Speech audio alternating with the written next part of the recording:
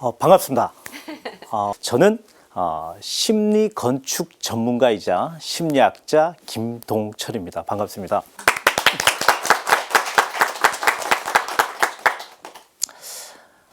오늘 제가 이야기를 드릴 부분들은 이제 여러분들 이제 집에들 다들 계시잖아요, 그렇죠? 이 집에 대한 이야기를 드릴 테고, 그리고 또 오늘 또 이 이야기를 또 잘 들으시고 집에 가면 또 집이 또 새롭게 아마 보이실 거예요. 그래서 잘 들으시고 집에 가서 활용도 한번 해보시고, 그리고 또 우리 집이 이렇게 생겼구나, 그리고 또 이렇게 바뀌면 더 좋겠구나, 그런 제가 좀 좋은 팁도 좀 드릴 겁니다.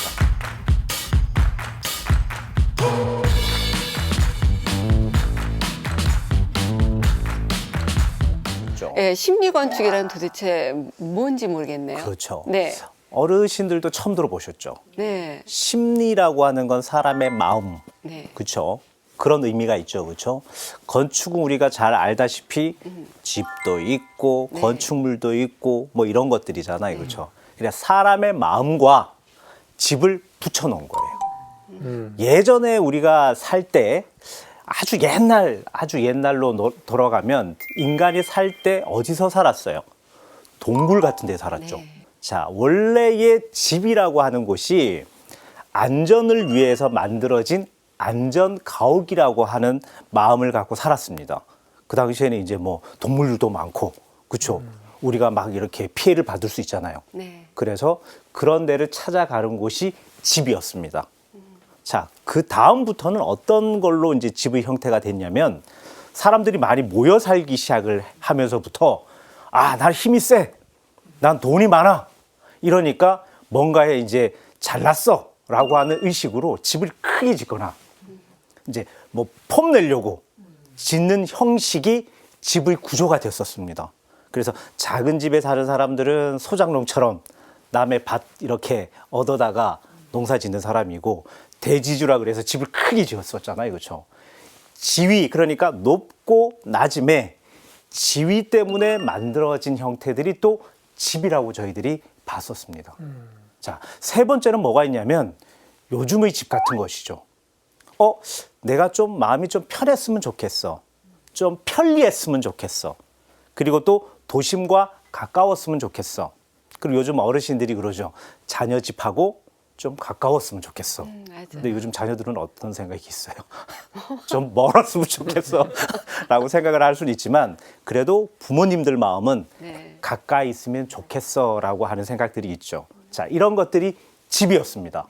자, 그런데 심리 건축이라고 하는 것이 그러면 언제부터 마음과 집이 붙어서 네. 시작이 되었을까라고 하는 생각이 드실 수 있잖아요, 그렇죠? 혹시 그 어르신들 그 소아마비 주사 아시죠? 네. 그렇죠? 소아마비 주사를 만든 박사가 있습니다. 자, 조너스 쇼크라고 하는 박사인데, 그 양반이 막 그냥 너무 괴로운 거예요. 백신을 만들려고 하니까. 요즘 우리 백신들 많이 또 이제 코로나 때 맞으셨잖아요, 그렇죠? 이 양반이 너무너무 괴로운 거예요. 이 소아마비 백신을 나는 개발을 해서 이거 빨리 뭔가를 만들고 싶은데 못 만드는 거예요. 그래서 너무 스트레스를 많이 받아가지고 이탈리아라고 하는 나라를 여행을 하게 됩니다. 자, 여행을 했더니 거기 있는 작은 성당이 천정이 되게 높은 거예요. 그리고 푸른 빛이 쫙 들어오고 바다가 쫙 보이는 거예요. 그래, 거기 앉아 있다가 이렇게 생각을 해보니까 갑자기 막 기분이 좋아지면서 창의력이 막 생기는 거예요. 그래서 이거를 영감을 받고 본인 연구실을 그렇게 지었습니다. 자, 이게 처음 심리를 접목을 해서 만든 연구실이, 이게 이제 소위 말하는 우리가 얘기하는 대박이 났습니다. 자, 왜 대박이 났느냐? 이 작은 연구소에서 소아마비 백신이 만들어졌고요. 그리고 저희들 노벨상 아시죠? 네. 노벨상 수상자가 5명이나 나왔어요. 그 연구소 하나에서. 어마어마한 거죠. 그렇죠? 네. 그래서 이제 그때부터 심리 건축이라고 하는 게, 이게 정말 가능하구나. 자, 그런데 이걸 우리도 연구를 해봐야 되잖아요, 그렇죠? 맞는지 안 맞는지. 그래서 또 어떤 박사 한 명이 또 연구를 했습니다. 로저라고 하는 박사가 있는데 이 로저 올리라고 하는 박사가 병원에다가 어머니들 병원들 한 번들 다 가보셨죠, 그렇죠? 병원에다가 창이 있는 병실과 창이 없는 병실을 두고 이 환자가 얼마큼 더 빨리 나을 수 있는지 비교를 했습니다. 여러분들 어떠세요? 창이 있는 병실이 더 나을까요? 창이 없는 게 더 나을까요? 있는 게 당연히 있는 게 낫겠죠, 그렇죠? 네. 근데 그 창이 열었더니 콘크리트가 그냥 콘크리트 벽만 막 있어. 그런 게 나을까요? 아니면 멀리 산도 보이고 물도 흐르고 새들이 막 날아다니는 게 좋을까요? 당연히 그게 좋죠. 네. 그래서 연구를 했더니 그게 훨씬 더 좋았다라고 하는 결과가 나온 거예요. 자, 그런데 이상하게도 똑같은 환자인데 여기에 있던 사람들은 오래 살고 여기 있는 사람은 금방 병에 걸려버린 거예요. 자, 이걸 조사를 하고 연구를 하고 막 개발을 했습니다. 자, 그렇게 해서 만들어진 게 심리 건축이다라고 보시면 돼요. 이해가 좀 되시죠? 네. 자, 그러면 이렇게 보셔야 됩니다. 이 심리 건축이라고 하는 게 그러면 마음과 건축물이 붙은 건데, 자, 그러면 우리한테 무엇 때문에 우리가 기분이 좋고 병이 낫지? 또 이런 생각을 하실 수는 있잖아요. 그렇죠? 이거를 우리가 이제 뇌를 우리가 잘라볼 수는 없지만 네. 과학자들이 이렇게 좋은 게 있는지 없는지 조사를 해봤습니다. 뇌를 가지고 했더니 우리가 기분이 막 좋을 때 나오는 호르몬들이 있죠. 그렇죠? 네. 그리고 기분이 나쁠 때 나오는 호르몬들도 있습니다. 그렇죠?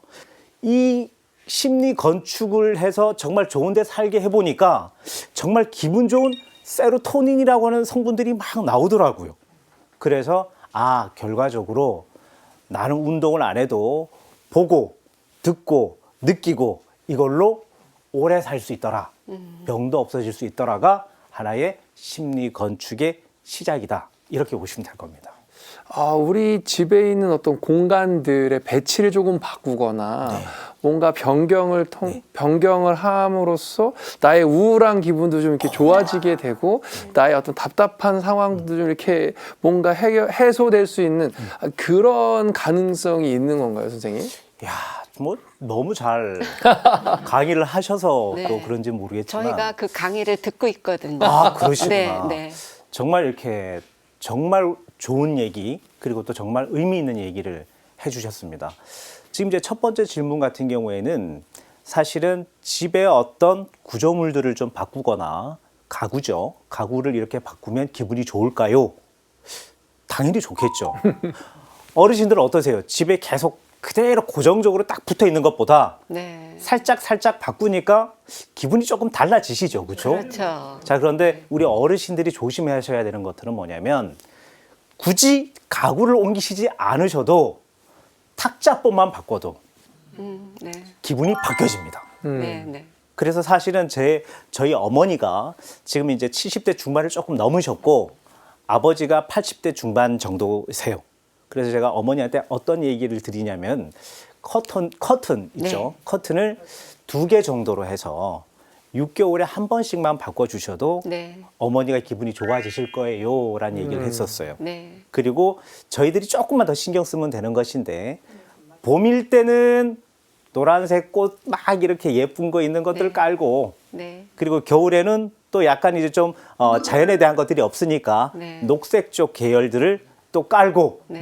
그리고 또 집에 있으시면 어르신들이 또 집중을 좀 잘 못하실 수가 있잖아요. 자, 그러면 약간 붉은색 계열 나는 거 있죠. 네. 너무 막 아이고 무서워하는 붉은색이 아니고 예쁜 붉은색들을 좀 이렇게 구성을 해놓으시면 네.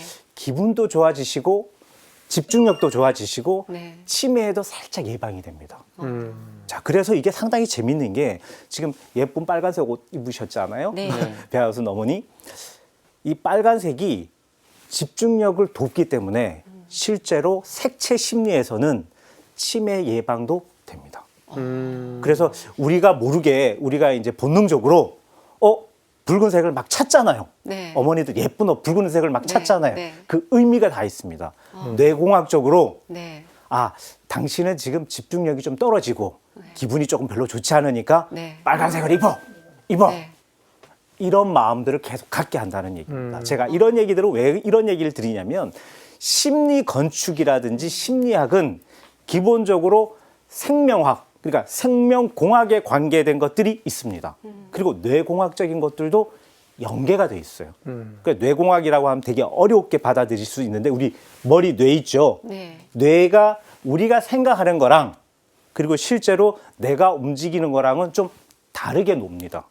그래서 우리가 사실은 머리가 조금 아파서 내가 쉬고 싶다라고 생각을 하시잖아요. 자, 그러면 쉬면 되지. 근데 마음은 어때요? 자녀가 온다면 아이고 내가 좀 아파도 뭐를 좀 더 만들어야지 네. 하시잖아요. 그렇죠? 그래서 사실은 뇌가 따라는 가지만 네. 뇌를 또 조정하는 거는 우리의 마음이라는 거죠. 네. 그래서 마음과 뇌가 사실은 살짝 좀 다릅니다. 자, 그래서 뇌를 제가 이야기하는 부분들은 무엇이냐면 뇌가 약간 의학적인 거잖아요. 그렇죠? 자, 우리가 어디에 사는 거예요?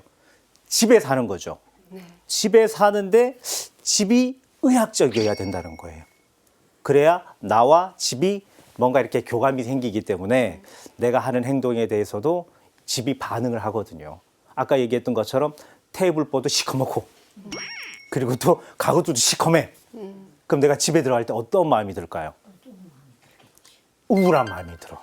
그렇죠. 맞죠, 그렇죠. 그래 우울한 마음이 들면 집에 잘 안 들어가고 싶겠지. 네. 그리고 영감님이 계시면 어떻게 할까? 짜증 내겠지. 그렇죠. 제가 그런 것처럼 그런 것처럼 우리 할아버지가 싫지는 않지만 환경이 이렇게 어둡게 변하면 네. 실제로 우울감이 상당히 높아져서 기분이 되게 안 좋습니다. 그래서 어르신들이 집을 어떻게 관리를 하시고 인테리어를 어떻게 하느냐에 따라서 우울증이 생기기도 하고 네. 우울증이 안 생기기도 합니다. 그래서 사실은 연세가 드실수록 집을 어떻게 해야 되는 것들은 정말 중요합니다. 그래서 집은 심리학이고 네. 의학이고 과학적이에요. 예. 그러니까 그건 꼭 알고 계시면 좋으실 것 같습니다. 근데 선생님 보시기에는 어때요? 우리 시니어들이 네. 전원 생활 하는 거, 예, 어떤 불편함, 좋은 점이 있을까요? 이게 사실 좀 어려운 얘기입니다. 네. 우리 그런 어르신들 그런 로망이 있으시죠? 네. 아, 나는 이제 도심에서 살았으니까 과거에는 다 시골뿐이었잖아요. 네. 그렇죠. 도심이 어디 있었으면 다 시골이었었죠. 네. 그래서 와, 나는 시골에서 정말 행복하게 살고 싶다 하시는 분도 계십니다. 자, 그러나 저희 어머니 예를 드린다면 저희 어머니는 절대 시골에 안 가. 지긋지긋해. 그런 얘기를 하시는 거예요. 할 일이 많으니까. 할 일이 많다는 걸 너무나 잘 아시는 거죠. 네. 그래 지긋지긋해. 그래서 나는 절대로 시골에 안 가라고 이야기를 하셨거든요. 자, 그러면 어머니 말대로 도심이 좋을까? 어르신들한텐? 아니면 정말 내가 꿈이 있으니까 정말 가까운 정말 전원이 있는 쪽으로 가서 전원주택을 사고 지어서 하는 게 좋을까라는 생각을 하시죠. 어떠세요? 어르신들 다 전원주택 가고 싶으세요? 한번 손 한번 들어보세요. 난 전원주택 가고 싶다. 그런 마음은 있지요. 그런 마음이 있다. 자, 보십시오. 혼자만 드셨잖아. 근데 너무 불편한 게 많으니까. 그치. 자, 네. 지금 계신 어르신들은 지겨워. 음. 그리고 재미가 없을 수도 있어요. 왜? 경험을 많이 하셨거든요. 네. 자, 세대별로 보면 되게 재밌습니다. 네. 지금 예를 든다면 6, 70대 네. 산업에서 많이 그냥 일꾼들로 살면서 막 그냥 산업화에 막 네. 이러신 분들은 네. 도심의 경험을 이제 그 자연에 대한 경험을 많이 못 해보셨잖아요. 그쵸. 그러니까 지금 계신 어르신들의 자녀분들은 전원에서 살고 싶어 하세요.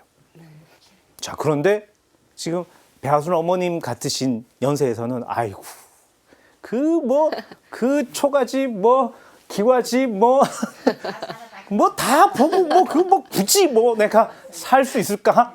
재미도 없어. 그리고 내가 편해야 되잖아. 근데 그런 데 가면 편하세요? 안 편하죠. 그렇죠. 군불 떼고 뭐 하고 이게 이제 머릿속에 있으신 거지. 자, 그렇기 때문에 심리 건축이라고 하는 것이 무엇이냐라고 이제 얘기를 하시면 어르신들에 대한 이런 분석을 하는 거예요. 예를 든다면 배정순 어머님이시다라고 한다면 배정순 어머님이 어떻게 살았는지 그리고 또 어머니가 지금 심리적으로 어떤 마음을 갖고 있는지 여러 가지의 검사들을 다 해요. 그리고 자녀들도 검사를 다 합니다. 그래서 어머니가 딱 사실 만한 집들을 분석을 해가지고 여기가 좋습니다. 나는 만약에 배정순 어머니께서 나는 도심에서 살고 싶어 하지만 검사를 했더니 전원주택인데 도심형 전원주택이 더 맞겠다라고 한다면 거기서 사시는 게 훨씬 행복하다는 얘기예요. 그래서 저도 어머니를 검사를 했더니 어머니가 시골은 싫어 하셨던 분이 검사를 했더니 어머니는 어촌에 사셨었고 사실은 네. 농촌에 대한 동경은 없지만 힘든 것만 알고 계신 거죠. 자, 그래서 약간 전원주택으로 이사를 왔더니 요즘은 텃밭 가꾸시는 재미 때문에 네. 텃밭이 한 10평 정도 있으셨는데 이게 지금 제 생각에는 한 100평 정도 하시는 것 같아요. 자꾸 욕심을 내시는 거야. 자꾸. 그러면서 너무 재밌고 내가 만약에 이것조차 안 했으면 내가 되게 아마 무기력했을 거다라는 네, 얘기를 네. 하시더라고. 네. 그 정도는 너무 재밌죠. 너무 재밌죠. 그렇죠? 자, 그래서 도심형 전원주택이 맞을까 아닐까를 고민을 해보셔야 된다는 거예요. 네. 사실은 여기 계시는 이제 어르신들이 나는 바닷가에서 쫙 바다가 보이고 막 이런 데서 살고 싶어. 자, 다 비어 있습니다. 어르신들이 안 살아요. 펜션들은 많죠. 왜? 놀러 갔다 오는 데는 많은데 네. 내가 살면 어르신들이 살면 우울증이 훨씬 더 심해집니다. 외로우니까. 계속 바다만 봐요. 네. 그리고 색깔이 하늘도 파랗고 바다도 파랗지. 네. 자, 파란색이 안정되는 심리는 갖고는 있지만 그 안정되는 심리가 길어지면 우울이 걸릴 수가 있습니다. 그래서 푸른색은 딱 적시적소에 필요한 것이지 아침에 일어나서 파란색, 점심 때 파란색, 저녁 때 파란색 우울해집니다. 예, 그런 것들도 알고 계셔야 되는 겁니다. 그래서 어르신들은 이 집에 대해서 만약에 나는 살고 싶다, 아니다, 단정 지을 수는 없지만 본인에 대한 분석을 잘 하셔가지고 전원주택을 선택을 하셔야 되지 그냥 덜컥 뭐 돈이 난 많아 덜컥 샀다가는 팔리지도 않고 또 이런 얘기하면 또 부동산 업자들이 또 싫어할 수도 있긴 한데 덜컥 사거나 이러실 필요는 없습니다. 분석을 잘 하셔서 그렇게 꾸미시면 되실 것 같습니다. 주방, 이 시니어들에게 주방을 어떻게 꾸몄으면 좋을까 이런 것도 선생님한테 여쭤보고 싶어요. 정말 좋은 얘기를 네. 하셨는데 주방 다들 관심 많으시죠? 네. 지금 이제 여기 계신 어르신들은 뭐 지금까지 어차피 지금까지 주방에 계셔서 예. 관심은 네. 많지만 서기는 싫은 그러실 수는 있죠. 네. 자, 그래서 요즘은 시니어들에 대한 주방이 어떻게 가느냐면 네. 요리를 하는 공간도 당연히 있어야 되는 부분들이지만 휴식을 취하고 노는 공간이에요. 네. 노는 공간으로 만드셔야 돼요. 자, 그래서 요즘 이제 주방들을 이렇게 보면 실제로 내가 앉아서 책을 볼 수 있는 공간이거나 재봉틀을 옆에 두고 네. 작업하는 공간이거나 네. 재미있게 뭐 이렇게 수도 놓으시고 하는 자기만의 작업실 공간이 딱 있습니다. 자, 그리고 주방이라고 하는 것이 어르신들 후각, 예를 든다면 청각, 미각 이런 것들이 감각적인 것들이 가장 많이 모여 있는 게 주방이시잖아요. 그렇죠. 그렇죠. 네. 그래서 사실은 이 주방의 지능이 좋아지는 것들이 너무 많아요. 그래서 아이들 공부를 가르칠 때 가장 좋은 놀이 공간이 어디냐라고 얘기했을 때 주방이라고 얘기합니다. 학자들이. 네. 왜냐? 맛도 보죠. 눈으로 보죠. 직접 손으로 쓰니까 촉각도 생기죠. 보글보글 소리, 냄새 모든 것들이 다 있잖아요. 그리고 마지막에 뭐예요? 같이 음식을 먹는 거. 나눠 먹잖아요. 네. 그래서 가장 좋은 공간이 주방이라고 얘기를 합니다. 자, 그래서 여기에 주방이 좀 더 화려하고 재밌어야 되기 때문에 네. 식물들을 좀 갖다 놓는 게 좋아요. 푸른 식물, 꽃도 좋고 예를 든다면 수족관에 금붕어를 보든가 자, 이런 식으로 주방을 좀 많이 넣어주시면 또 좋습니다. 그리고 또 사실은 주방이라고 하는 게 소통하는 곳이잖아요. 예전에 우리 생각해 보시면 어머니들 밥 다 하면 어떻게 하세요? 부르죠. 네. 아들아, 네. 뭐야? 밥 먹어라. 그러잖아요. 그렇죠? 네. 네. 이런 공간으로도 상당히 감성의 공간이기 때문에 그런 것들도 하나 좀 이렇게 만들어 놓으시면 되게 좋아요. 그래서 어디에 유럽처럼 주방이 문이 닫혀 있어서 못 들어가는 곳이 아니잖아요. 우리는 그렇죠? 네, 네. 개방이 돼 있잖아요. 그렇죠? 그래, 그런 것들도 생각해 주시면 아마 좋지 않을까 그런 생각들을 한번 해봅니다. 이렇게 좀 편안하게 잠을 좀 숙면을 취할 수 있는 그 주방 말씀하신 것처럼 침실도 어떻게 꾸미면 조금 이렇게 숙면도 취하고 좀 편안하게 할 수 있을지 좀 조언을 해주신다면. 어른들은 사실 침실 되게 중요하시잖아요, 그렇죠? 네. 일단은 뭐가 돼야 돼요? 편해야 되죠. 그렇죠. 그렇죠. 편해야 되고 또 뭐가 있습니까? 편하면 심리적으로 안정이 오잖아요, 그렇죠? 네. 안정적이어야 돼요. 그러니까 침구가 좋은 침구를 쓰셔야 된다는 거예요. 네. 제일 아끼지 말아야 되는 거다는 네. 침대와 침구예요. 맞아요. 예. 아침에 일어날 때 기분이 좋아야 되잖아요, 그렇죠? 네. 기분이 안 좋아. 그러면 하루 종일 안 좋습니다. 근데 그런 것들은 꼭 알고 계셔야 되고, 그리고 침대가 작으면 좋을까요? 크면 좋을까요? 커야죠. 커야지. 그렇죠. 네.